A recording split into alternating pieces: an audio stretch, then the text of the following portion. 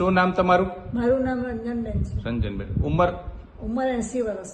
80 વર્ષ ઉંમર છે. અને રહેવાનું? રહેવાનું Navsari new Patel society. New Patel society Navsari. Okay, તો તમને કંઈક શરીરમાં તકલીફ હતી, તો શું તકલીફ હતી?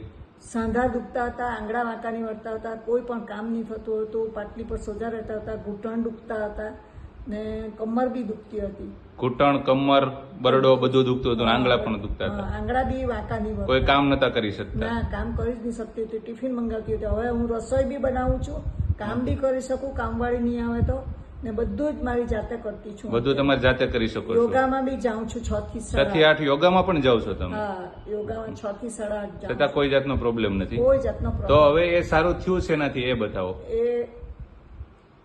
આ દવા લીધી હતી મેં. ઓકે, આ ડીબી જોઈન્ટ, હા. ત્યાર પછી આ દવા લીધી એક આ હતી. DB ortho.